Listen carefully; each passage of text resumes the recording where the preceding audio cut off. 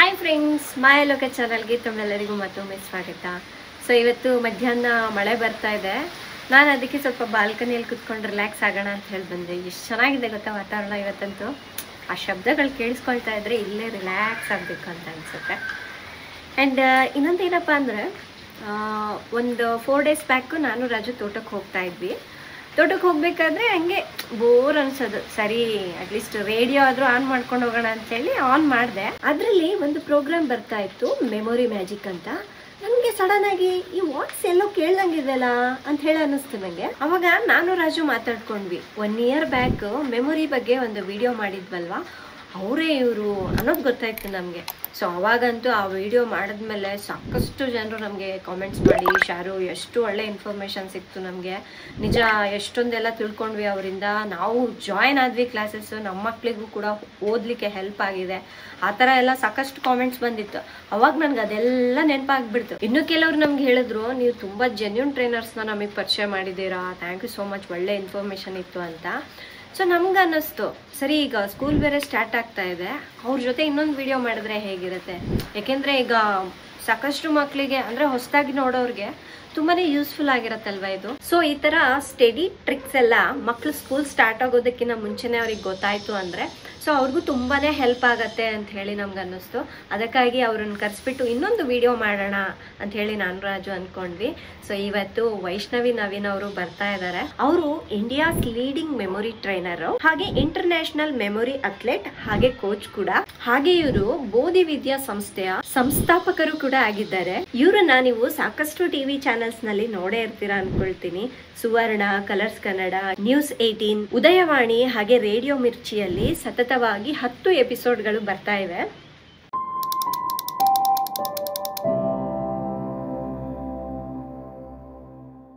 Friends, ಇನ್ನೇನು ನಮ್ಮ ಮನೆಗೆ ವೈಷ್ಣವಿ ನವೀನ್ ಅವ್ರು ಬಂದಿದ್ದಾರೆ. ಸೊ ಥ್ಯಾಂಕ್ ಯು, ನಿಮ್ಮನ್ನ ಸೆಕೆಂಡ್ ಟೈಮ್ ಮೀಟ್ ಮಾಡ್ತಾ ಇರೋದು ನಮ್ಗಂತೂ ತುಂಬಾನೇ ಖುಷಿ ಆಗ್ತಾ ಇದೆ.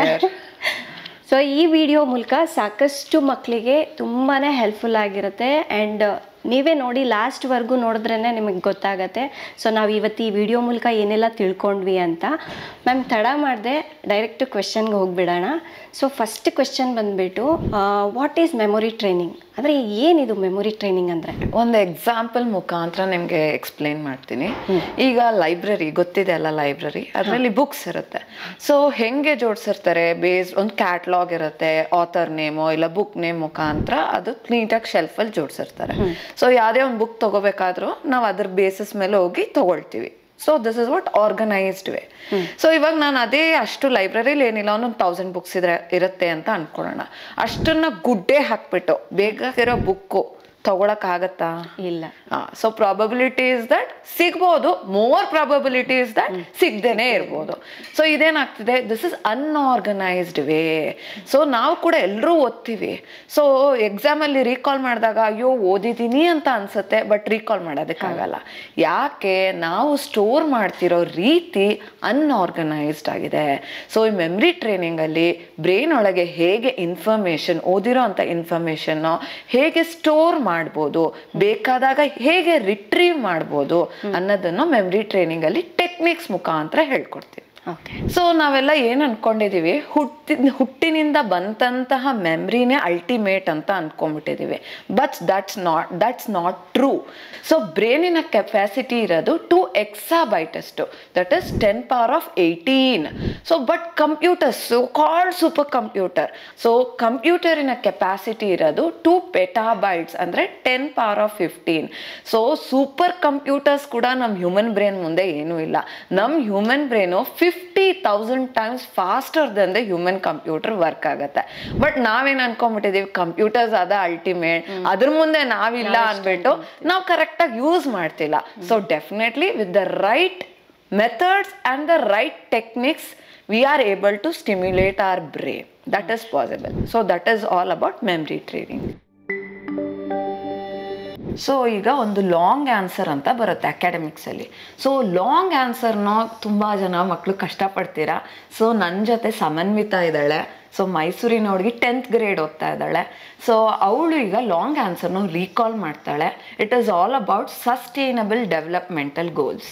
No poverty, zero hunger, good health and well being, quality education, gender equality, clean water sanitation, affordable and clean energy, decent work and economic growth, industry innovation and infrastructure, reduced inequalities, sustainable cities and communities, responsible for consumption and production, climate action, life below water, life on land, partnership on goals, and peace, justice and strong institutions.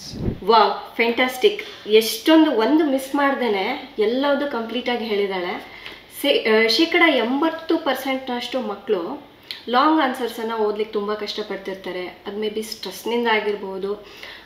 ಹೇಳಬೇಕು ಅಂದರೆ ಓದಿದ್ರೂ ನೆನಪಿರೋದಿಲ್ಲ ಅಲ್ವಾ? So ಈ techniques ಮುಖಾಂತರ ಅವಳು ಅದು ಹೇಳಿದ್ನಲ್ಲ, organise ಮಾಡಿ ಓದೋದು ಅಂತ. So she knows where she has stored that piece of information. ಅದನ್ನು ಅವಳು ಈಸಿಯಾಗಿ ರಿಟ್ರೀವ್ ಮಾಡೋಕ್ಕಾಗ್ತಿದೆ. ಸೊ ಅದರಿಂದ ಲಾಂಗ್ ಆನ್ಸರ್ಸ್ನ ತುಂಬ ಸುಲಭವಾಗಿ ಕಲಿಬೋದು. ಸೊ ನೋಡಿದ್ರಲ್ವಾ ಫ್ರೆಂಡ್ಸ್?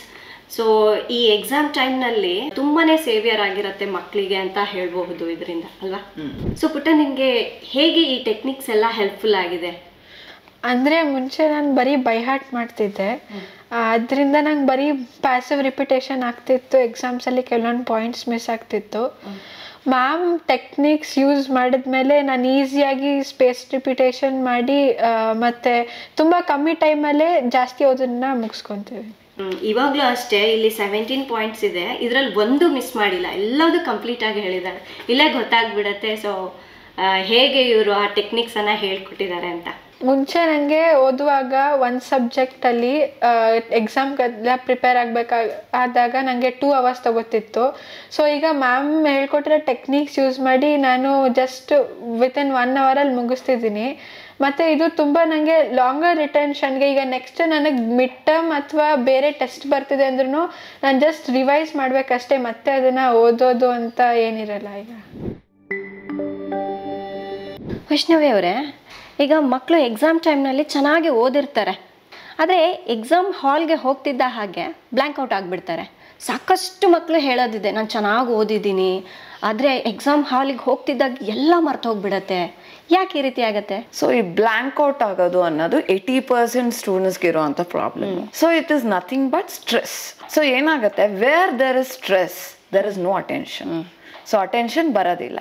ಸೊ ಹೇಗೆ ಅಂದರೆ, ಇದು ಮೋಡ ಕವಿದಿದ್ರೆ ಸೂರ್ಯ ಹೇಗೆ ಕಾಣೋದಿಲ್ವೋ ಹಾಗೆ ಸ್ಟ್ರೆಸ್ ಇದ್ದಾಗ ನಾವು ಸ್ಟೋರ್ ಮಾಡಿರೋ ಅಂಥ ಇನ್ಫಾರ್ಮೇಷನ್ನು ನಮಗೆ ಜ್ಞಾಪಕ ಬರಲ್ಲ. ಸೊ ಅದನ್ನೇನು ಮಾಡಬೇಕು, ಸ್ಟ್ರೆಸ್ಸನ್ನು ಹೆಂಗೆ ಕಮ್ಮಿ ಮಾಡ್ಕೋಬೇಕು? ಸೊ ಡೀಪ್ ಬ್ರೀತಿಂಗ್ ಮಾಡ್ಕೋಬೇಕು. ಕಣ್ಣು ಮುಚ್ಕೊಂಡು 2 ಸತಿ deep breathing, inhale and exhale. ಅದು ಮಾಡಿದ್ಮೇಲೆ ನಾವು ವಿಜುವಲೈಸ್ ಮಾಡಬೇಕು. ನಮ್ಮ ಸ್ಟಡಿ ಟೇಬಲ್ ನಾವು ಹೇಗೆ ಓದ್ತಿದ್ವಿ, ಆ ಚಾಪ್ಟರ್ ಯಾವ ಚಾಪ್ಟರ್ ಓದ್ತಿದ್ವಿ ಆ ಮೂಮೆಂಟ್ ನಾವು ವಿಜುವಲೈಸ್ ಮಾಡಬೇಕು. ಕಣ್ಣು ಮುಚ್ಕೊಂಡು ನಮ್ಮ ಸ್ಟಡಿ ಟೇಬಲ್, ಅದ್ರ ಮೇಲಿರೋ ನಮ್ಮ favourite item, and then we are opening that book which we are studying. ಅದಾದಮೇಲೆ ಯಾವ ಚಾಪ್ಟರ್ ಅದನ್ನು ಓಪನ್ ಮಾಡ್ಕೋಬೇಕು. ಲೆಫ್ಟ್ ಸೈಡಲ್ಲಿದೆಯಾ ರೈಟ್ ಸೈಡಲ್ಲಿದೆಯಾ ಅಂತ ವಿಜುವಲೈಸ್ ಮಾಡಬೇಕು. ಅದಾದಮೇಲೆ ಟಾಪಲ್ಲಿದೆಯಾ, ಮಿಡಲಲ್ಲಿದೆಯಾ, ಇಲ್ಲ ಲಾಸ್ಟಲ್ಲಿದೆಯಾ, ಆ ಕಾಂಟೆಂಟ್ ಯಾವ್ದು ರಿಕಾಲ್ ಮಾಡಬೇಕು, ಅದು ಎಲ್ಲಿದೆ ಅಂತ ವಿಜುವಲೈಸ್ ಮಾಡಬೇಕು. ನಿಧಾನಕ್ಕೆ ಈ ಥರ ವಿಜುವಲೈಸ್ ಮಾಡಿ ರಿಟ್ರೀವ್ ಮಾಡಬೇಕು. ಸೊ ಏನಾಗುತ್ತೆ ಅಂದರೆ, most of the time students panic ಆಗಿಬಿಡ್ತಾರೆ. ಟೆನ್ಷನ್, ಅಯ್ಯೋ ಬರ್ತಾ ಇಲ್ಲ 5 ಮಾರ್ಕ್ ಕ್ವಶನ್ನು. ಸೊ ಟೆನ್ಷನ್ ಅಂತ ಆದ ತಕ್ಷಣ ನಮಗೆ ಅಲ್ಲಿ ಫೋಕಸ್ ಮಾಡೋಕ್ಕಾಗಲ್ಲ, ಅನ್ವಾಂಟೆಡ್ ಥಾಟ್ಸ್ ಬರ್ತಾ ಇರುತ್ತೆ. ಸೊ ಈ ರೀತಿ ಮಾಡ್ಬೇಕಾದ್ರೆ ಏನಾಗುತ್ತೆ, we are focusing on the thoughts. There are 100% chances they will be able to retrieve that piece of content. ಈ ರೀತಿ ಫೋಕಸ್ ಮಾಡಿ ಥಾಟ್ಸ್ನೋ ಬ್ರೀತಿಂಗ್ ಮಾಡಿಕೊಂಡು ಡೀಪ್ ಇನ್ಹೇಲ್ ಆ್ಯಂಡ್ ಎಕ್ಸೇಲ್ ಮಾಡಿ ವಿಜುವಲೈಸ್ ಮಾಡಿದಾಗ ಆ moment when you were studying ಅದು flash ಆಗುತ್ತೆ ಬ್ರೈನಿಗೆ. So you will be able to retrieve. ಏನಾಗುತ್ತೆ ಅಂದರೆ, ಯಾವುದೇ ಇನ್ಫಾರ್ಮೇಷನ್ನು ಹೋಗಿರಲ್ಲ, ಎಲ್ಲ ಓದಿರೋ ಇನ್ಫಾರ್ಮೇಷನ್ ಇರುತ್ತೆ. ಬಟ್ ಏನಾಗಿರುತ್ತೆ, ಲೂಸಾಗಿ ಹ್ಯಾಂಗ್ ಆಗೋಗಿರುತ್ತೆ. ಸೊ ಅದಕ್ಕೊಂದು ಡೆಸಿಗ್ನೇಟೆಡ್ ಪ್ಲೇಸ್ ಕೊಟ್ಟಿರಲ್ಲ. ಸೊ ಅದು ಹೆಂಗೆ ಕೊಡಬೇಕು, ಹೇಗೆ ಮಾಡಬೇಕು ಅದನ್ನು ಟೆಕ್ನಿಕ್ಸ್ ಮುಖಾಂತರ ಮಾಡ್ಬೋದು.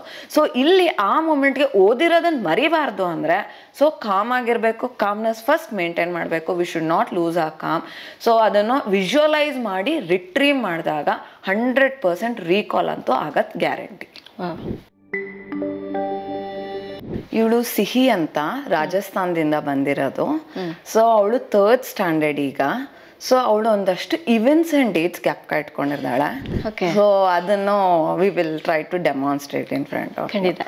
ಸೊ ನಾವು ಒಂದಷ್ಟು ಪೊಲಿಟಿಕಲ್ ಪಾರ್ಟೀಸ್ ಗೊತ್ತು. ಸೊ ಅದ್ರದ್ದು ಫೌಂಡಿಂಗ್ ಇಯರ್ಸ್ ಯಾವಾಗ ಯಾವ ಪೊಲಿಟಿಕಲ್ ಪಾರ್ಟೀಸ್ ಫೌಂಡ್ ಆಗಿದೆ ಅಂತ. Aam Aadmi Party 2012, Bahujan Samaj Party, 1984, Bharatiya Janata Party, 1980, Communist Party of India, 1964, Indian National Congress, 1885, National People's Party, 2013, Shiv Sena, 1966, Telangana Rashtra Samithi, 2001, Telugu Desam Party, 1982, Samajwadi Party, 1992, Rashtriya Janata Dal, 1997, Dravida Munnetra Kazhagam DMK, 1949, Biju Janata Dal, 1997, All India Trinamool Congress, 1998, All India ಅಣ್ಣಾ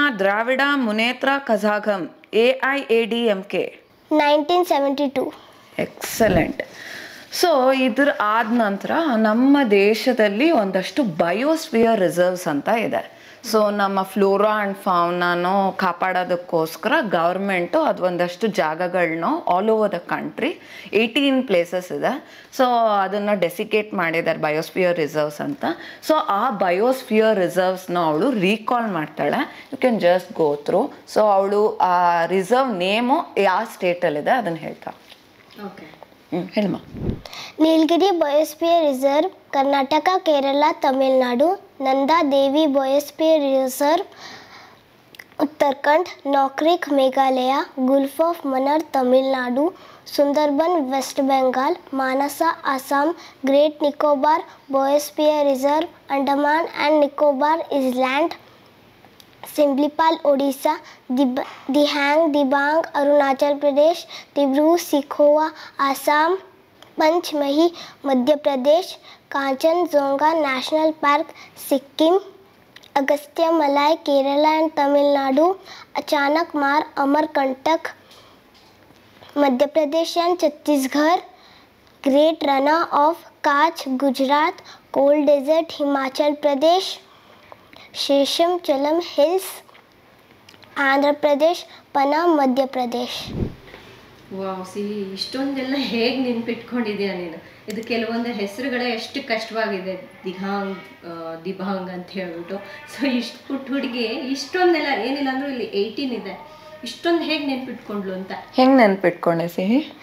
ಮ್ಯಾಮ್ ಹೇಳ್ಕೊಡೋ ಟೆಕ್ನಿಕ್ಸಿಂದ ನಾನು ಏನು ಬೇಕಾದರೂ ಕಲಿಬೋದು. ಡಿಫಿಕಲ್ಟ್ ಆಗಿರೋದನ್ನ ತುಂಬ ಈಸಿಯಾಗಿ ಕಲಿತಿದ್ದೀನಿ.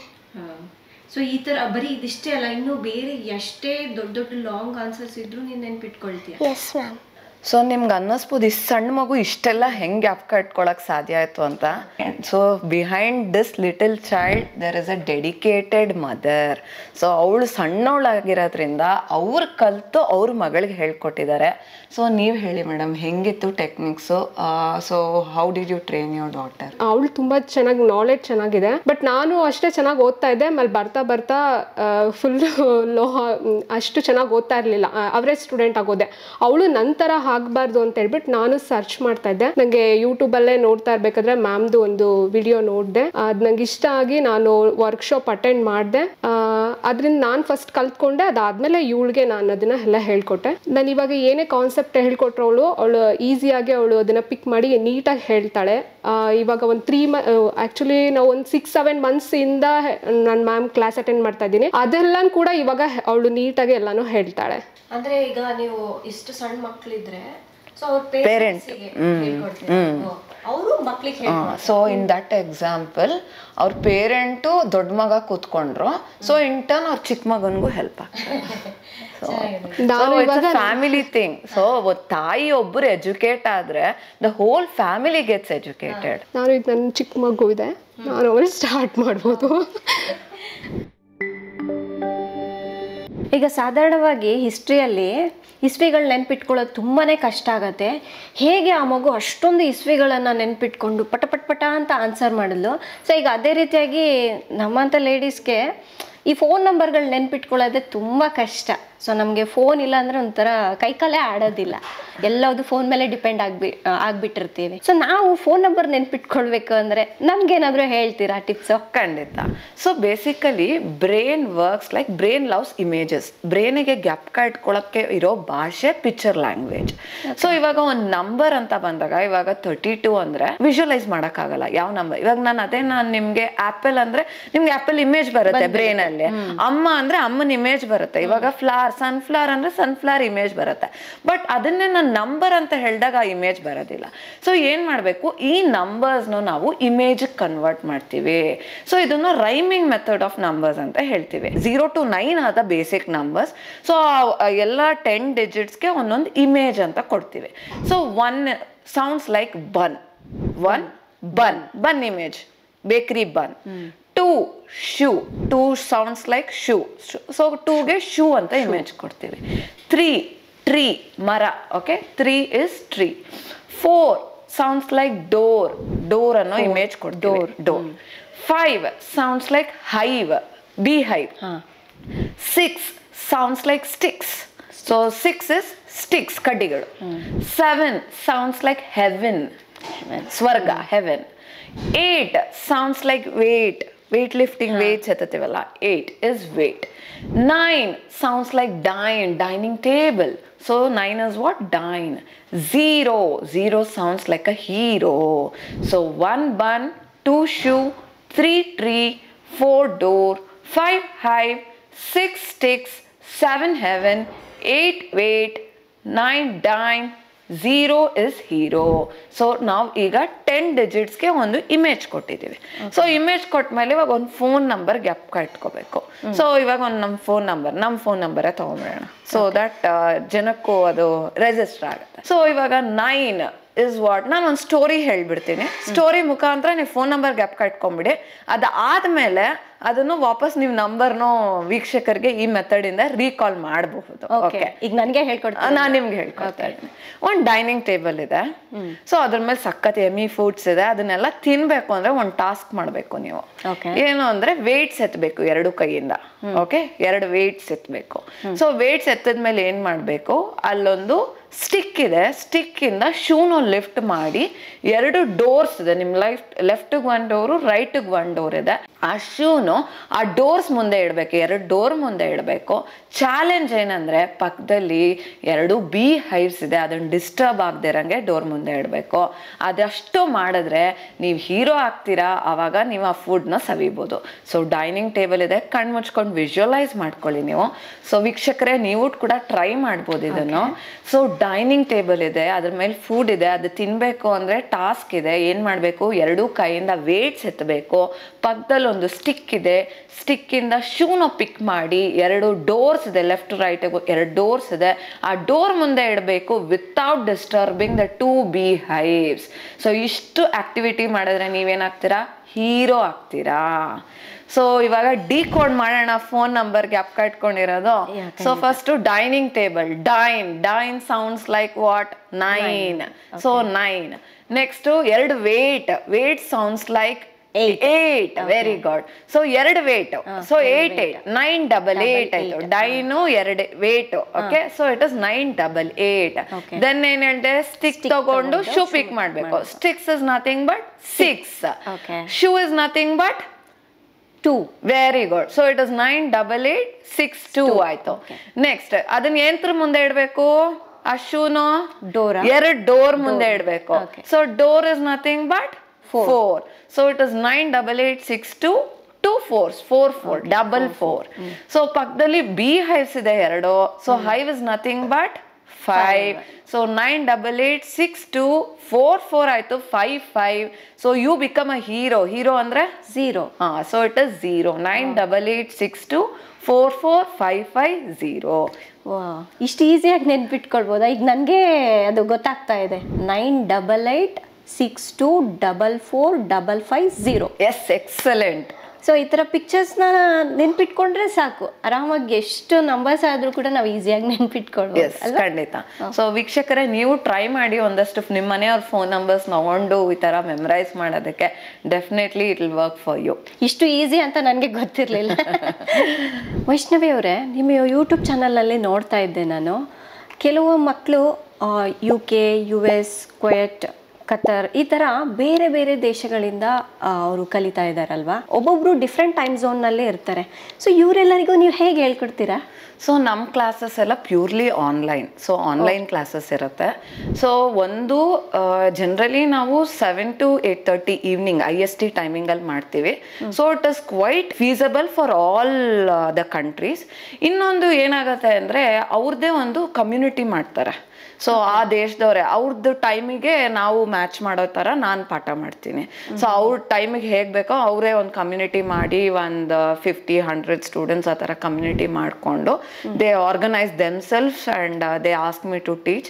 ಸೊ ಈ ರೀತಿ ನಾನು ಅವ್ರ ಜೊತೆ ಕಮ್ಯುನಿಕೇಟ್ ಮಾಡಿ online, everything is online.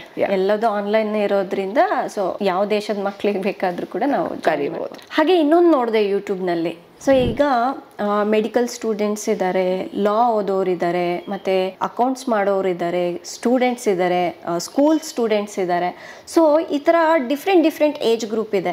So ಇವರೆಲ್ಲರಿಗೂ ನೀವು ಹೇಗೆ ಹೇಳ್ಕೊಡ್ತೀರಾ? ಯಾವ ಏಜ್ನವರು ಇದನ್ನು ನಾವು ಜಾಯ್ನ್ ಆದರೆ ಹೆಲ್ಪ್ ಆಗುತ್ತೆ? ಸೊ ಮೆಮ್ರಿ ಅನ್ನೋದು ಪ್ರತಿಯೊಬ್ಬರಿಗೂ ಬೇಕು. So be it a professional or a homemaker or an engineer, ಯಾವುದೇ ಪ್ರೊಫೆಷನ್ ಆಗಿರಲಿ, ಸ್ಕೂಲ್ ಗೋಯಿಂಗ್ ಸ್ಟೂಡೆಂಟ್ಸ್ ಆಗಿರ್ಬೋದು, ಕಾಂಪಿಟೇಟಿವ್ ಎಕ್ಸಾಮ್ ತಗೊಳ್ಳೋರಾಗಿರ್ಬೋದು, everybody has to prepare for exam and they have to work on their memory. So ನಮ್ಮ ಕೋರ್ಸಲ್ಲಿ ಹೇಗಿರುತ್ತೆ ಅಂದರೆ it caters the needs of all the students. ನಾವಿಲ್ಲಿ techniques ಹೇಳ್ಕೊಡ್ತೀವಿ, ಅವ್ರವ್ರ ಪುಸ್ತಕದಲ್ಲಿ ಅವ್ರು ಅದನ್ನು ಇಂಪ್ಲಿಮೆಂಟ್ ಮಾಡ್ಕೊಂಡು ಬರ್ತಾರೆ. ಸೊ ಎಕ್ಸಾಂಪಲ್ಸ್ ತಗೋತೀವಿ. So it is not just age specific. So ಇವಾಗ ನೀವು ನೋಡಿರ್ಬೋದು ಸಿಹಿ, ಆ biosphere reserve, it is not for her age, ಅವಳ ಏಜ್ ಇನ್ ಕಾಂಟೆಂಟ್ ಅಲ್ವೇ ಅಲ್ಲ, but she was able to do it. So ನಮ್ಮ ಕ್ಲಾಸಸ್ ಅಲ್ಲಿ ಹೇಗೆ ಅಂದರೆ ನನಗೂ ಚಾಲೆಂಜಸ್ ಇಷ್ಟ. ಸೊ ನಾನು ಎಲ್ಲ piece of content different careers ಇಂದ ಕಾಂಟೆಂಟ್ ತಗೊಂಡು ಟ್ರೈ ಮಾಡ್ತೀವಿ. Techniques anything, ultimately any piece of information ಅದು ನಮಗೆ ಗ್ಯಾಪ್ಕ ಇಟ್ಕೊಳಕ್ ಆಗ್ಬೇಕು. That is the main intention of our course. So ಇದು ಎಲ್ಲ ಏಜ್ ಗ್ರೂಪ್ಗೂ ಕ್ಯಾಟರ್ ಆಗುತ್ತೆ. ಸೊ ಮಕ್ಕಳು ಅಂತ ಬಂದಾಗ ಡೈರೆಕ್ಟ್ ಆಗಿ ಅವ್ರು ನನ್ನ ಕ್ಲಾಸಸ್ ಅಟೆಂಡ್ ಮಾಡಬೇಕು ಅಂದರೆ 10 years ಆಗಿರಬೇಕು, ಮಿನಿಮಮ್ 10 years ಆಫ್ ಏಜ್ ಇರಬೇಕು. So it is not that ಸಣ್ಣ ಮಕ್ಕಳು ಕಲ್ತಿಲ್ಲ ಅಂತಲ್ಲ, ಕಲ್ತಿದ್ದಾರೆ, but with the support of their parents. ನಂದು ಹೈಯೆಸ್ಟ್ ಏಜ್ ಅಂದರೆ ಒಬ್ಬರು ತಾತ 70 years ತಾತ ನನ್ನ ಹತ್ರ ಒಬ್ಬರು ಕಲ್ತಿದ್ರು. 70 years? ಎಸ್. ಅವರು ಒಂದಷ್ಟು ಅವರು ನಾಲೆಜ್ ಬೆಳೆಸ್ಕೊಳ್ಳೋದಕ್ಕೋಸ್ಕರ ಅಂತ ಹೇಳಿ ಅವ್ರು ನನ್ನ ಹತ್ರ ಕಲ್ತಿದ್ರು. So it varies. ನಿಮ್ ಪ್ರತಿಯೊಬ್ರು whoever is in need of the knowledge, ಯಾರು ಗ್ಯಾಪ್ ಕಟ್ಕೋಬೇಕು ಅಂತ ಅನ್ಕೊಂತಾರೋ ಅಂಥವ್ರು ಎಲ್ಲರೂ ಕಲಿಬೋದು ಕೋರ್ಸ್. ಇದಕ್ಕೆ ಏಜ್ ಲಿಮಿಟ್ ಅಂತೂ ಏನು ಇಲ್ಲವೇ ಇಲ್ಲ. ಡೆಫಿನೆಟ್ಲಿ. ಸೊ ಬೆಟರ್ ಅಂದ್ರೆ ಒಂದು ತಾಯಿ ಕಲ್ತಾಗ so the whole family will get educated. So that is the best charm of this course. ಈಗ ನೆಕ್ಸ್ಟ್ ವೈಷ್ಣವಿ ಅವರೇ, ಈಗ ಎಕ್ಸಾಮ್ ಬಂತು ಅಂದ ತಕ್ಷಣ ಒಂದು 15 ದಿವಸ 20 ದಿವಸ ಆ ಟೈಮ್ನಲ್ಲಿ ಗಂಟೆಗಟ್ಟಲೆ ಕುತ್ಕೊಂಡು ಮಕ್ಕಳು ಓದ್ತಾ ಕುತ್ಕೊಂಡ್ಬಿಡ್ತಾರೆ. ಇನ್ನು ಕೆಲವರು ಎಕ್ಸಾಮ್ ಬಂತು ಅಂತ ಹೇಳ್ಬಿಟ್ಟು ನಿದ್ದೆಗೆಟ್ಬಿಟ್ಟು ಓದ್ಲಿಕ್ಕೆ ಸ್ಟಾರ್ಟ್ ಮಾಡ್ತಾರೆ. ಇದು ಕರೆಕ್ಟಾ? ಡೆಫಿನೆಟ್ಲಿ ನೋ, ಅದು ರಾಂಗ್. ಅದನ್ನು ಕ್ರಾಮಿಂಗ್ ಅಂತ ಕರಿತೀವಿ. ಲಾಂಗ್ ಅವರ್ಸು ಕಂಟಿನ್ಯೂಸ್ ಆಗಿ ಓದೋದು. ಸೊ ಇದು ಹೇಗಾಗ್ತಿದೆ ಅಂದರೆ, ಇವಾಗ ಒಂದು ವಾರ ತಿನ್ನೋ ಊಟನ ನಾವು ಒಂದೇ ದಿನ ತಿಂದರೆ ಡೈಜೆಸ್ಟ್ ಮಾಡ್ಕೊಳಕ್ಕಾಗತ್ತಾ? ಆಗಲ್ಲ. ಸೊ ಹಾಗೇನೆ ಒಂದೇ ದಿನ ತಿನ್ಬಿಟ್ಟು ಡೈಜೆಸ್ಟ್ ಮಾಡ್ಕೊಳಕ್ಕಾಗಲ್ಲ. ಒಂದು ವಾರದ ಊಟ ಒಂದೇ ದಿನ ತಿನ್ನಕ್ಕಾಗತ್ತಾ? ಆಗಿಲ್ಲ. ಸೊ ಅದೇ ರೀತಿ ಮಾಡ್ತಾ ಇದ್ದೀವಿ. ಬ್ರೈನಿಗೆ ನಾವೇನು ಮಾಡ್ತಿದ್ವಿ, ಒಂದು ಟೈಮಲ್ಲಿ ಫೋರ್ಸ್ ಮಾಡ್ತಾ ಇದೀವಿ, ಸ್ಟಫ್ ಮಾಡ್ತಾ ಇದೀವಿ. ಸೊ ಅಷ್ಟು ಸ್ಟಫ್ ಮಾಡಿದಾಗ ಬ್ರೈನ್ಗೆ ಆ ಕೆಪಾಸಿಟಿನೇ ಇರಲ್ಲ. ಸೊ ಬ್ರೈನ್ ಅಂತ ಹೇಳಿದ್ರೆ, ಮೆಮ್ರಿ ಅಂತ ಹೇಳಿದ್ರೆ, it has to be built with consistent effort. ಇವಾಗ ಜಿಮ್ಗೆ ಅಂತ ಹೋಗಿದ್ದ ದಿವಸನ ನಿಮ್ಗೆ 10 kg ಎತ್ಕೊಳ್ಳಿ ಅಂತ ಹೇಳ್ತಾರ? ಇಲ್ಲ ಅಲ್ವಾ? ಸೊ ಇನಿಷಿಯಲಿ 1 kg, ಆಮೇಲೆ 2 kg ಆ ಥರ ಬಿಲ್ಡ್ ಮಾಡ್ತಾರೆ. ಸೊ ಮೆಮ್ರಿ ಅನ್ನೋದು ಕೂಡ ಕನ್ಸಿಸ್ಟೆಂಟ್ ಎಫರ್ಟ್ ಇಂದ ಬಿಲ್ಡ್ ಆಗತ್ತೆ ಹೊರತು ಒಂದೇ ದಿನ ಓದಿ ಸ್ಟಾರ್ ಆಗ್ತೀನಿ, no, it is not going to work. And ಇನ್ನೊಂದು ಹೇಳಿದ್ರೆ, ನೀವು ನಿದ್ದೆ ಕೆಟ್ಟು ಓದೋದು ಇಸ್ ಇಟ್ ರೈಟ್ ಅಂತ? ಸೊ ಡೆಫಿನೆಟ್ಲಿ ನಾನು ಅದನ್ನ ಸಜೆಸ್ಟ್ ಮಾಡಲ್ಲ. ಇನ್ನೊಂದು ಅರ್ಥ ಮಾಡ್ಕೋಬೇಕು. So generally most of the time ಸ್ಲೀಪಲ್ಲಿ memory gets consolidated when you sleep. Consolidated ಅಂದರೆ ಶೇಖರಣೆ ಆಗುತ್ತೆ. ಮಲ್ಕೊಂಡಿದ್ದಾಗ ಅದು ಶೇಖರಣೆ ಆಗುತ್ತೆ. ಸೊ ನಾವು ನಿದ್ದೆನೇ ಮಾಡ್ದೇನೆ ಬರೀ ಓದ್ತಾನೆ ಇದ್ರೆ ಅದು ಕನ್ಸಾಲಿಡೇಟ್ ಆಗೋದಕ್ಕೆ ಟೈಮೇ ಕೊಡ್ತಾ ಇಲ್ಲ ನಾವು. ಸೊ ಅದು ಓದಿರ್ತೀವಿ, ಹಾರ್ಡ್ ವರ್ಕ್ ಹಾಕಿರ್ತೀವಿ, ಎಫರ್ಟ್ ಹಾಕಿರ್ತೀವಿ, ಬಟ್ ಎಕ್ಸಾಮ್ ಹಾಲಲ್ಲಿ ಅದು ಜ್ಞಾಪಕ ಬರಲಿಲ್ಲ ಅಂದರೆ ಯೂಸ್ ಏನು? So for that reason sleep is very very much required. We are not suppose to skip the sleep. ಇನ್ನೊಂದು ಏನಾಗುತ್ತೆ, ಮೋಸ್ಟ್ ಇವಾಗ ಇರೋ ಟ್ರೆಂಡ್ ನಾನು ಹೇಳ್ತಾ ಇರೋದು, so be it an adult, parent or a student, mobile ಇಲ್ಲ ಟಿವಿ ನೋಡ್ಕೊಂಡು ನಿದ್ದೆ ಮಾಡೋ ಅಂಥದ್ದು ಇದೆ. So just before you sleep at least ಒಂದು 15 to 20 minutes we keep scroll ಮಾಡಿ ಮಾಡಿ ನೋಡಿ ನೋಡಿ ಮಲ್ಕೊಳ್ತೀವಿ. ಸೊ ಇವಾಗ ನಾವು ಯೋಚನೆ ಮಾಡಬೇಕು, ಆ ಸ್ಕ್ರಾಲ್ ಮಾಡಿರೋ content is it that important for us to get consolidated? As a student ಅಂತ ನೀವು ಯೋಚನೆ ಮಾಡಿದ್ರೆ ಆ ಸ್ಕ್ರಾಲ್ ಮಾಡಿರೋ ಕಾಂಟೆಂಟ್ ನೋಡ್ಬಿಟ್ಟು ನೀವು ಮಲ್ಕೊಂಡಾಗ ಸೊ ಬ್ರೇನು ಅದೇ ವಿಷಯನೂ ಕನ್ಸಾಲಿಡೇಟ್ ಮಾಡುತ್ತೆ. ಅದು ಇಂಪಾರ್ಟೆಂಟ್ ಇದೆಯಾ ನಮಗೆ? Definitely not. ಸೊ ಏನು ಮಾಡಬೇಕು ಸ್ಟೂಡೆಂಟ್ಸ್ ಯಾರ್ಯಾರು ಪ್ರಿಪೇರ್ ಆಗ್ತಿದ್ದೀರಾ ಎಕ್ಸಾಮ್ಗೆ, ಸೊ ಮಲ್ಕೊಳಕ್ಕೆ ಮುಂಚೆ you can take a quick revision of something. So strictly say no to gadgets at least half an hour before you sleep. So ಅವಾಗ ಏನಾಗುತ್ತೆ, ನಿಮ್ಗೆ ಏನು ಕಾಂಟೆಂಟ್ ಬೇಕಿದೆಯೋ ಅದನ್ನು ರಿವೈಸ್ ಮಾಡಿ ಮಲ್ಕೊಂಡಾಗ ಸೊ ಅದೇ ಇನ್ಫಾರ್ಮೇಷನ್ ಕನ್ಸಾಲಿಡೇಟ್ ಆಗುತ್ತೆ. ಸೊ ನೆಕ್ಸ್ಟ್ ಡೇ ಎದ್ದಾಗ ಕೂಡ ನಿಮಗೆ ಅದು ಜ್ಞಾಪಕ ಇಟ್ಕೊಳ್ಳೋ ಸಾಮರ್ಥ್ಯ ಹುಟ್ಟುತ್ತೆ. This is what it happens. So ಅದಕ್ಕೆ ಸ್ಲೀಪ್ ಅನ್ನೋದು it is very important. So ಏನಾಗುತ್ತೆ ಗೊತ್ತಾ, ಸ್ಲೀಪ್ನ ನಾವು ಸ್ಯಾಕ್ರಿಫೈಸ್ ಮಾಡಿದಷ್ಟು ಅದಕ್ಕೆ ಜಾಗ ಕೊಡ್ತಾ ಇಲ್ಲ ಕನ್ಸಾಲಿಡೇಟ್ ಆಗೋಕ್ಕೆ. ಇನ್ನೊಂದು, ಇವಾಗ 1 day 2 days ಓಕೆ, ಸೊ ಇವಾಗ ಎಕ್ಸಾಮ್ ಇದೆ, ನಾನು ಅದನ್ನು ಸ್ಲೀಪ್ನ ತ್ಯಾಗ ಮಾಡಿದ್ದೀನಿ or recalling. So but over 2-3 days ಏನಾಗ್ತಾ ಹೋಗುತ್ತೆ ಅಂದರೆ ನಿಮ್ಮ ಪ್ರೊಡಕ್ಟಿವಿಟಿ ಮೇಲೆ ಅದು ಎಫೆಕ್ಟ್ ಆಗ್ತಾ ಹೋಗುತ್ತೆ. ನೀವು ಅಷ್ಟೇ ಪ್ರೊಡಕ್ಟಿವ್ ಆಗಿ ಓದೋದಕ್ಕಾಗಲ್ಲ, ಅಷ್ಟೇ ಪ್ರೊಡಕ್ಟಿವ್ ಆಗಿ ರೀಕಾಲ್ ಮಾಡೋಕ್ಕಾಗಲ್ಲ. ಯಾಕೆ ಹೇಳಿ, ಬಾಡಿಗೆ ಬ್ರೈನಿಗೆ ರೆಸ್ಟ್ ಸಿಗ್ತಾ ಇಲ್ಲ. ಅದು ಮೊನಾಟನಸ್ ಆಗ್ತಾ ಹೋದಂಗೆ ನಿಮಗೆ ಹೆಲ್ತ್ ಇಶ್ಯೂಸು, ಬ್ರೈನ್ ಮೇಲೆ pressure, everything is going to increase and definitely ನೀವು ಅಂದ್ಕೊಂಡಿರೋ ಪ್ರೊಡಕ್ಟಿವಿಟಿ ನಿಮ್ಮ ರಿಸಲ್ಟ್ಸಲ್ಲಿ ಕಾಣೋದಿಲ್ಲ. ಓಕೆ, ಈಗ ನನ್ನ ಜೊತೆ ದುಷ್ಯಂತ್ ಅಂತ ಇದ್ದಾನೆ. ಇವನು 6th standard ಹುಡುಗ. ಇವನು ಸೇಂಟ್ ಲಾರೆನ್ಸ್ ಇಂಟರ್ನ್ಯಾಷನಲ್ ಸ್ಕೂಲ್ ಮೈಸೂರಲ್ಲಿ ಓದ್ತಾ ಇದ್ದಾನೆ. ಸೊ ಒಂದಷ್ಟು ಅಲಾಯ್ಸ್ ಅಂತ ಇದೆ, ಅದಕ್ಕೆ ಒಂದಷ್ಟು ಕಾಂಪೋಸಿಷನ್ ಅಂತ ಇರುತ್ತೆ. ಇವಾಗ ಗೋಲ್ಡ್ ಆ್ಯಸ್ ಇಟ್ ಈಸ್ ನಾವು ಯೂಸ್ ಮಾಡೋಕ್ಕಾಗಲ್ಲ, ಸೊ ಅದಕ್ಕೆ ಒಂದಿಷ್ಟು ಮೆಟಲ್ಸ್ ಎಲ್ಲ ಆ್ಯಡ್ ಮಾಡ್ತಾರೆ. ಇವಾಗ ರೋಲ್ಡ್ ಗೋಲ್ಡ್ ಅಂದರೆ, ಜರ್ಮನ್ ಸಿಲ್ವರ್ ಅಂದರೆ. ಸೊ ನಾನು ಆ ಥರ ಅಲಾಯ್ ಹೆಸರು ಹೇಳ್ತಾ ಹೋಗ್ತೀನಿ, ಅವನು ಅದರದ್ದು ಕಾಂಪೋಸಿಷನ್ ಹೇಳ್ತಾ ಹೋಗ್ತಾನೆ. Brass Cu+Zn. Bronze Cu+Sn. German silver Cu+Zn+Ni. Rolled gold Cu+Al. Gun metal Cu+Zn+Sn+Pb. Dutch metal Cu+Zn. Delta metal Cu+Zn+Fe. Muntz metal Cu+Zn. Monel metal Cu+Ni. Rose metal Bi+Sn+Pb. Duralumin Al+Cu+Mg+Mn. Magnalium Al+Mg. Solder Sn+Pb. Type metal Sn+Pb+Sb. Bell metal Cu+Sn. Stainless steel Fe+Cr+Ni+C. Nickel steel Fe+Ni. Okay, so wonderful Dushyant. So ನೀವು ಮಗು ಜೊತೆ ಕೂತು ಕಲ್ತಿದ್ದೀರಾ, so you share your experience. So in fact ನೀವು educate ಆಗಿ ನಿಮ್ಮ ಸಣ್ಣ ಮಗನಿಗೂ ಹೇಳ್ಕೊಡ್ತಾ ಇದ್ದೀರಾ ನೀವು. So how was this course for you? ನನ್ನ ಮಗ ಮ್ಯಾಮ್ದು ಇಂಟರ್ವ್ಯೂ ನೋಡ್ತಾ ಇದ್ದೆ ನಾನು ಹಂಗೆ ಇದರಲ್ಲಿ ನೋಡಬೇಕಾದ್ರೆ. ಸೊ ನನಗೂ ಇಂಟ್ರೆಸ್ಟ್ ಇತ್ತು. ಅದೇ ಟೈಮಲ್ಲಿ ಹಾಲಿಡೇಸ್ ಇತ್ತು ಮತ್ತು ನಮ್ಮ ಮಗ ಆ್ಯಾವ್ರೇಜ್ ಆಗಿ ಸ್ಟಡಿ ಮಾಡ್ತಾ ಇದ್ದ. ನನಗೆ ಇದು ಕಲ್ತ್ಕೊಂಡ್ರೆ ಯೂಸ್ ಆಗುತ್ತೆ ಅಂತ ನನಗೆ ಫೀಲ್ ಆಯಿತು. ಸೊ ಮಕ್ಳದು ರಿವ್ಯೂಸ್ ಎಲ್ಲ ನೋಡಿದೆ ನಾನು, ಪೇರೆಂಟ್ಸ್ ಮಾತಾಡೋದು, ಮಕ್ಕಳು ಮಾತಾಡೋದೆಲ್ಲ ಕೇಳಿದಾಗ ನನಗೂ ಇಂಟ್ರೆಸ್ಟ್ ಆಯಿತು, ಯಾಕೆ ಟ್ರೈ ಮಾಡಬಾರ್ದು ಅಂತ. ಸೊ ಅದಕ್ಕೆ ನಾನು ಮ್ಯಾಮ್ಗೆ ಕಾಲ್ ಮಾಡಿ ಹಾಲಿಡೇಸಲ್ಲಿ, ಸಮ್ಮರ್ ಹಾಲಿಡೇಸಲ್ಲಿ ಜಾಯಿನ್ ಮಾಡಿಸ್ದೆ. ಸೊ ಅವನ ಜೊತೆ ನಾನು ಕೂತ್ಕೊಂಡೆ. ಅದು ನಾನು ಮ್ಯಾಮು ಹೇಳ್ಕೊಟ್ಟಿದ್ದು ಅವ್ನಿಗೆ ಅರ್ಥ ಆಗ್ತಿತ್ತು, ಬಟ್ ಅವನಿಗೆ ಸ್ವಲ್ಪ ಗ್ರಾಸ್ ಮಾಡ್ಕೊಳ್ಳೋ ಸ್ವಲ್ಪ ಕಷ್ಟ ಆಗ್ತಿತ್ತು. ನಾನು ಕಲ್ತ್ಕೊಂಡು ಅವ್ನಿಗೊಂದು ಸ್ವಲ್ಪ ಹೇಳಿದಾಗ ಅವ್ನಿಗೆ 100% ಗೊತ್ತಾಗ್ತಾ ಇತ್ತು ಹೇಗೆ ಇದು ಕಲ್ತ್ಕೊಳ್ಳೋದು, ಹೇಗೆ ಮಾಡೋದು ಅಂತ. ಸೊ ಅದನ್ನೇ ನಾನು ಚಿಕ್ಕ ಮಗನೂ ಇದ್ದಾನೆ ನನಗೆ, ಸೊ ಅವನು ಕೂಡ ಇದರಲ್ಲೇ ಟ್ರೈನ್ ಮಾಡೋಕ್ಕೆ ಸ್ಟಾರ್ಟ್ ಮಾಡಿದೆ. ಅವನು ಕೂಡ ಕಲಿತಾ ಇದ್ದಾನೆ.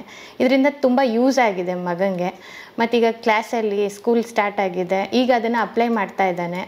ಅವನಿಗೂ ಖುಷಿ ಆಗ್ತಾಯಿದೆ, ಇಂಟ್ರೆಸ್ಟ್ ಇದೆ, ಈಗ ಇನ್ನೂ ಚೆನ್ನಾಗಿ ಓದ್ತೀನಿ ನಾನು ಅನ್ನೋ ಕಾನ್ಫಿಡೆನ್ಸ್ ಬಂದಿದೆ ಅವನಿಗೆ. ಹೇಳ್ತಾ ಇರ್ತಾನೆ, ಅಮ್ಮ ಇವತ್ತು ಕ್ಲಾಸಲ್ಲಿ ಮಾಡಿದಾಗ ನನಗೆ ಮ್ಯಾಮ್ ಹೇಳಿದ್ರು ಇದನ್ನು ಕೀವರ್ಡ್ಸ್ಗಳನ್ನೆಲ್ಲ ಹೇಳಬೇಕು ಅಂತ ಅಂದಾಗ ನಾನು ಈ ಟೆಕ್ನಿಕ್ಸ್ನೆಲ್ಲ ಯೂಸ್ ಮಾಡಿ ಕಲ್ತ್ಕೊಂಡು ಹೇಳಿದಾಗ ಮ್ಯಾಮ್ ನನಗೆ ವೆರಿ ಗುಡ್ ಅಂತ ಹೇಳಿದ್ರು, ಖುಷಿ ಆಯ್ತಮ್ಮ ನನಗೆ ಅಂತ. ಸೊ ಅವನೀಗ ಪಾಸಿಟಿವ್ ಆಗಿದ್ದಾನೆ, ಯಾವುದಕ್ಕೂ ಹೆದರ್ಕೊಂತ ಇಲ್ಲ. ಮತ್ತು ಲಾಂಗ್ ಆನ್ಸರ್ಸ್ ಇಂಟೆನ್ಷನ್ನೇ ಮೇಯ್ನ್ ಏನಂದರೆ ಲಾಂಗ್ ಆನ್ಸರ್ಸ್ನ ಕಲಿದೇನೆ ಬರೀದೇನೆ ಬಿಟ್ಟು ಬರ್ತಿದ್ದ ಇವನು. ಸೊ ಅದೇ ನನ್ನದು ಇಂಟೆನ್ಷನ್ ಇತ್ತು. ಈಗ ಅದನ್ನು ಯೂಸ್ ಮಾಡ್ಕೊಂಡಿರೋದ್ರಿಂದ ಈಗ ಅವನಿಗೆ ಧೈರ್ಯ ಇದೆ, ಈಗ ನಾನು ಮಾಡ್ತೀನಿ ಅನ್ನೋಂಥದ್ದು ಒಂದು ಕಾನ್ಫಿಡೆನ್ಸ್ ಬಂದಿದೆ. ಸೊ ಟ್ರೈ ಮಾಡ್ತಾ ಇದ್ದಾನೆ ಮಾಡೋದಕ್ಕೆ. ಖುಷಿ ಆಗ್ತಿದೆ, ಅವ್ನು ಖುಷಿಯಾಗಿರೋದು ನೋಡಿ ನನಗೂ ಖುಷಿ ಆಗ್ತಾಯಿದೆ. ಪರವಾಗಿಲ್ಲ, ಈಗ ಅವನು ಕಾನ್ಫಿಡೆನ್ಸ್ ಒಂದಿದ್ದರೆ ಅವ್ನು ಎಂಥ ಎಕ್ಸಾಮ್ ಬಂದ್ರೂ ಏನೇ ಇದ್ರೂ ಫೇಸ್ ಮಾಡ್ತಾನೆ ಅನ್ನೋದು ಒಂದು ನಂಬಿಕೆ ಇದೆ ನನಗೆ. ಪಾಸಿಟಿವ್ ಆಗಿದೆ. ಮತ್ತು ನಾನು ಮ್ಯಾಮ್ ಕ್ಲಾಸ್ ಅಟೆಂಡ್ ಮಾಡ್ಬೇಕಾದ್ರೆ ನನಗೆ ಫೀಲ್ ಆಗ್ತಿತ್ತು, ನನಗೂ ಸ್ವಲ್ಪ ಡೈಲಿ ಬೇಸಿಸ್ಗೆ ಥಿಂಗ್ಸ್ಗಳೆಲ್ಲ ನನಗೂ ನೆನಪಾಗ್ತಿರ್ಲಿಲ್ಲ. ಸೊ ಈ ಮ್ಯಾಮ್ ಟೆಕ್ನಿಕ್ಸ್ನೆಲ್ಲ ಯೂಸ್ ಮಾಡೋದ ಮೇಲೆ ನನಗೂ ಗೊತ್ತಾಗ್ತಾ ಇದೆ, ಬ್ರೈನ್ಗೆ ಹಿಂಗೆಲ್ಲ ಹೇಳಿದ್ರೆ ಅರ್ಥ ಆಗುತ್ತೆ, ಬ್ರೈನ್ ಈ ಥರನೇ ಎಕ್ಸೆಪ್ಟ್ ಮಾಡುತ್ತೆ ಅನ್ನೋದನ್ನ ನಾನು ಅಪ್ಲೈ ಮಾಡ್ತಾ ಹೋದಾಗ ಹೌದಲ್ವ ಎಷ್ಟು ಈಸಿಯಾಗಿ ಬ್ರೈನ್ ಇದನ್ನೆಲ್ಲ ಎಕ್ಸೆಪ್ಟ್ ಮಾಡ್ಕೋತಾ ಇದೆ ಅಂತ ಎಲ್ರಿಗೂ ಯೂಸ್ ಆಗುತ್ತೆ. ಬಟ್ ಇದನ್ನು ಸ್ಪ್ರೆಡ್ ಆಗಲಿ, ಎಲ್ರಿಗೂ ಗೊತ್ತಾಗಲಿ, ಎಲ್ಲ ಮಕ್ಕಳು ಯೂಸ್ ಮಾಡ್ಕೊಳ್ಳಿ ಅಂತ ಇಷ್ಟಪಡ್ತೀನಿ. ಒಂದು ಆ್ಯಾವ್ರೇಜ್ ಸ್ಟೂಡೆಂಟು ಅಬೋವ್ 90 ಸ್ಕೋರ್ ಮಾಡೋಷ್ಟು ಕಾನ್ಫಿಡೆನ್ಸ್ ಬರುತ್ತೆ. ಫೇಲಿಂಗ್ ಸ್ಟೂಡೆಂಟ್ಸ್ ಇರೋರಿಗೆ ಅಟ್ಲೀಸ್ಟು 50% ತೊಗೊಳ್ಳೋಷ್ಟಾದರೂ ಒಂದು ಕಾನ್ಫಿಡೆನ್ಸ್ ಬರುತ್ತೆ. ಅಷ್ಟು ಯೂಸ್ ಆಗುತ್ತೆ, ಅಷ್ಟು ಹೆಲ್ಪ್ಫುಲ್ ಇದೆ. ಇದೇನು ಇವತ್ತು ಕಲಿತು ನಾಳೆ ಮರ್ತುಬಿಡೋ ಅಂಥದ್ದೇನಿಲ್ಲ, ಲೈಫ್ ಟೈಮ್ ಯೂಸ್ ಆಗುತ್ತೆ ಇದು. ಸೊ ಖುಷಿ ಇದೆ, ಎಲ್ರಿಗೂ ಯೂಸ್ ಆಗುತ್ತೆ. ಎಲ್ಲ ಮಕ್ಕಳನ್ನು ಸೇರಿಸಿ ನೀವು ಕಲೀರಿ, ಎಲ್ರಿಗೂ ಅವಶ್ಯಕತೆ ಇದೆ. ನಿಜವಾಗ್ಲೂ ಇಷ್ಟು ಚಿಕ್ಕ ಮಗು ಈ ಥರ ಎಲಿಮೆಂಟ್ಸ್, ಅಲೈನ್ಸ್ ಎಲ್ಲದೂ ನೆನ್ಪಿಟ್ಕೊಂಡಿದ್ದಾನೆ.